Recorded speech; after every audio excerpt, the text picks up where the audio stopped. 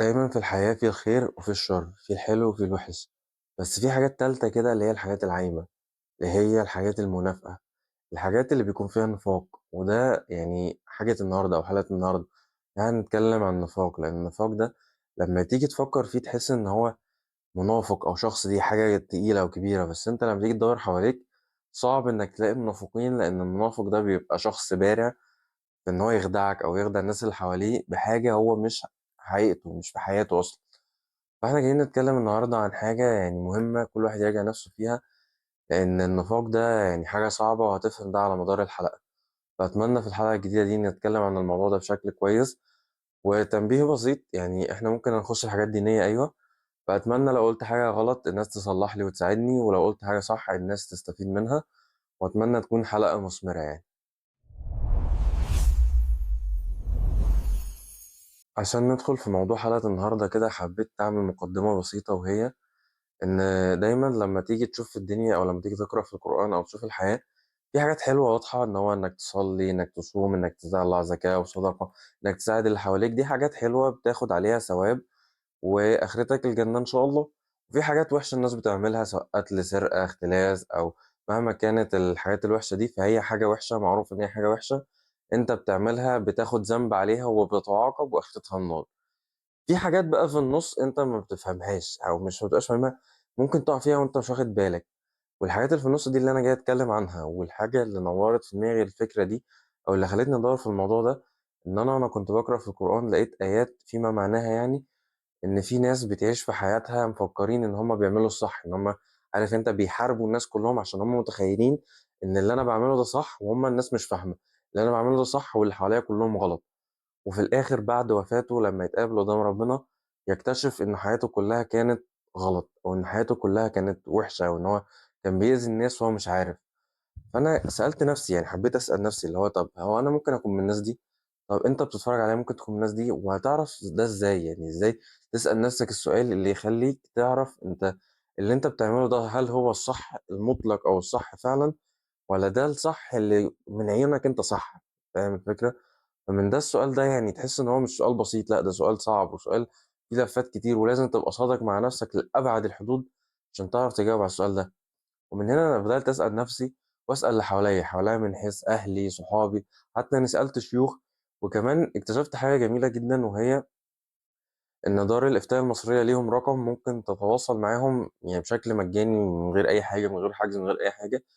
بتتواصل معاهم وتسأل السؤال اللي في دماغك وفي شيخ متخصص بيرد عليك، يعني الموضوع يبان بسيط بس هي كويسة جدًا، لإن هي ما فيهاش حرج فاهم، أنت بتتكلم بالتليفون برقم ما فيش حاجة فاهم تخلّيك تبقى مكسوف، متضايق أو حاجة، بتتكلم وبتسأل بكل أريحية مع شيخ فعلًا هيسمعك ويجاوبك على السؤال أو الفتوى اللي أنت محتاج تسمع رأيه فيها أو رأي الدين فيها. ومن هنا أنت بتستفيد فعلًا، لإن أنت في ناس مثلًا بتروح تتكسف تسأل شيوخ، لإن هو بيبقى مكسوف أو مُحرج، لأ أنت بمجرد رقم تليفون بتسأل على الرقم بتاعهم وتدوّر على الرقم بتاعهم بترن، هو الwaiting بتاعهم طويل جدًا، يعني قعدت بتاع من 5 ل10 دقايق waiting فالموضوع كان رخم شوية لإن أنا كنت هامشي أصلًا، بس لأ يعني هُم في الآخر بيردوا يعني، فممكن يطوّلوا شوية بس هُم بيردوا في الآخر. واتكلم معايا بمنتهى الأريحية يعني والدنيا كانت جميلة، والموضوع كان بسيط وكانت إجابته عن السؤال اللي هو إن أنت طالما أنت بتفكّر وبتراجع نَفْسك وإن أنت وصلت لنقطة إن أنت بتسأل نَفْسك، فاعرف إن أنت بعيد عن الحتّة دي، لإن أنت الشخص اللي هو مذكور في الآية دي أو إن هم الكلام كان عليه، إن هو شخص ما بيراجعش نَفْسه، ما بيفكّرش، مش شايف حد، مش شايف أي حد غير الهدف اللي هو عايزه، فمن هنا أنت بعيد. فكانت دي الإجابة اللي هو قالها لي وهي تعتبر إجابة كويسة، بس أنا برضه حسّيت إن أنا عايز أدوّر أكتر لإن حسّيت إن الموضوع صعب، لإن أنت يعني أنت متخيّل إن حياتك كلّها عمّال شغّال في حاجة أو بتعمل حاجة ومفكّر إن أنت بتعمل الصح، وفي الآخر أنت بتاخد الإثم أو بتاخد الذنب الحاجات دي. فالنفاق مش حاجة بسيطة ممكن الناس تتخيّلها إن هو شخص منافق اللي هو بييجي النهارده يقول للناس ما تعملش كذا وهو في السر بيعمل كذا، أو بينهى الناس عن شيء ويؤمر بشيء، لأ هو ده مش النفاق بس، النفاق حاجة كبيرة جدًا ولازم نخلّي بالنا منها عشان ما نقعش فيها، وفي نفس الوقت يعني ممكن تكون المشكلة دي بتواجه الجيل بتاعي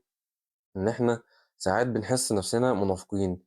إن أنا ممكن أقول لأصحابي إن أنت ما ينفعش مثلًا تعمل الحاجة دي، وأنا أقع فيها بس أنا مش باقع فيها إن أنا قاصد، لأ أنا باقع فيها غصب عني، يعني مثلًا ممكن أقول لأصحابي إن إحنا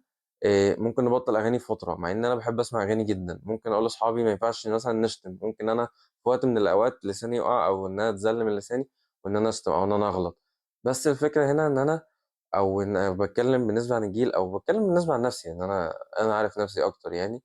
أنا لمّا باحاول أبعد عن كل ده، أنا لو باقول لشخص ما إن أنا بانهاه عن حاجة، فده مش فكرة إن أنا باقول لك إن أنا أحسن منّك وإن أنا باعمل ده، لأ، إن أنا بانهاك عن حاجة وإن أنا باساعدك أو باقول لك إن اللي أنت بتعمله ده غلط وما ينفعش، فدي نصيحة، من باب النصيحة مش من باب لا التكبُّر ولا النهي ولا على أي شيء، أنا بانصحك اللي أنت بتعمله ده غلط، فإن أنا عملته وغلطت نفس الغلط اللي أنت غلطته، فأنا بادعي إن أنا ربنا يهديني عن الغلط ده وإن أنا أبطّل أعمله، بس أنا باقاوم نفسي وما حدّش عارف كل واحد عايش إزاي أو إن هو أنت إيه اللي في دماغك أو إيه اللي أنت بتواجهه في حياتك، فهي دي الفكرة، إن أنت يعني بتتفرّج عليَّ حتى لو كنت من الجيل بتاعي ولقيت إن الناس اللي حواليك بتعمل حاجة غلط، حاول تقول إن ده غلط، فاهم؟ إن أنت بتعمله أو ما بتعملوش ده ما يمنعش إن أنت يعني ما بيسماش إن أنت منافق لأ، بس فكرة إن أنت ممكن حد أصلًا أو ممكن القعدة اللي أنت فيها تتغيّر بسبب إن واحد مُصمِّم على رأيٍ ما، إن هو الحاجة دي غلط لو أنتم هتعملوها ما تكلمونيش، أو ممكن نقعد فيها مثلًا في وقت معيّن بس ما تبقاش على طول، فده هيفتح باب ليكم كلّكم إن أنتم أصلًا ما تعملوش حاجة غلط دي، سواء شتيمة، سواء في الأغاني، لإن هي في الأول وفي الآخر هي غلط يعني سواء إحنا بنحبها أو ما بنحبهاش، فلازم نعترف إن ده غلط، فدي فكرة. سواء في حاجات كتيرة إحنا بنواجهها في حياتنا يعني، سواء الغِش، سواء السرقة أو أو أي ممكن حاجة تبقى غلط الناس بتعملها، لإن السرقة ممكن تحس إن السرقة دي فاهم حاجة كبيرة، بس أنت ممكن تكون بتسرق من أهلك، إن أنت تسرق فلوس دروس، فلوس مدارس، كُلّيات، كورسات، أي حاجة، إن هي أنت بتقول له على رقم وهو مش رقم حقيقي، فده تعتبر تحت بنود السرقة، فاهم؟ مهما كانت الحوار عامل إزاي، فدي تعتبر سرقة برضه. فالفكرة كلّها وفيما ملخص إن أنا عايز أتكلّم عنه يعني، إن أنت حاول ما تبقاش مش منافق، لأ، الفكرة إن أنت لازم تفهم نَفْسك أنت عايز إيه، وتوصل منّه لإيه. حاسس إن أنا باتكلّم كتير، بس هو يعني حرفيًا الحاجات دي كلّها في دماغي أنا باحاول إن أنا أطلّع اللي في دماغي وأقوله لك إن أنت تخلّي بالك من حاجة زي كده، لإن الموضوع يبان بسيط أو يبان سهل، لإن الغلط دايمًا أسهل من الصح، إن أنت تعمل حاجة صح محتاج إن أنت تفكّر وتعرف إيه الصح ده هيتعمل إزاي، وإن أنت هتيجي على نَفْسك، لإن أي حاجة صح فاهم، صعبة، دي هي واقع الحياة، الحاجة الصح دايمًا صعبة، والحاجة الوحشة أو الحاجة اللي فيها ذنب دايمًا سهلة، الذنب سهل جدًا مقارنةً بإن أنت تعمل الحاجة الصح، فعشان كده لازم تخلّي بالك إن لو الحاجة دي سهلة لازم تراجع مرّة و2، طب هي سهلة ليه؟ طب هي سهلة من باب إن هي دي حاجة غلط، والّا هي سهلة من باب إن ممكن يكون ربنا مسهّل لك حاجة صح فعلًا؟ فهي المراجعة دي إن أنت تراجع نَفْسك، تراجع العمل اللي أنت بتعمله، تراجع نيّتك، لإن النيّة دي برضه ممكن تدُل على النفاق، لإن برضه سمعت podcast وأنا باسمع إن إصلاح القلوب وكده، إن في من أهل النار فيها شيوخ وفيها علماء وفيها مجاهدين.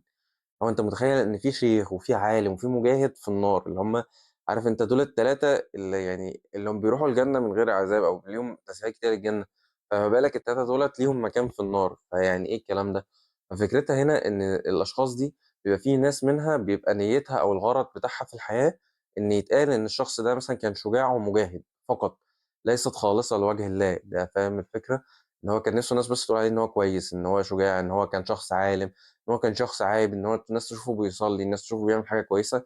لكن هو من جوّه وبين نَفْسه هو ده اللي هو عايزه بس، لكن مش عاملها لوجه الله، إن هو مش عاملها إن هو عايز يُثاب عنها وإن هو لأجل إرضاء الله وهكذا. وبرضه كانت في قصة مشهورة برضه أيام النبي عليه الصلاة والسلام، إن كان في شخص المفروض إن هو من المجاهدين ومات في الحرب، لكن لمّا جه سألوا النبي عليه قال لهم إن هو مكانه في النار، ليه؟ لإن في شخص من المشركين ضربه مثلًا بس هو ما كانش مات، بس من شدة الألم جاب سهم أو سيف وغرزه في قلبه لحد ما توفى.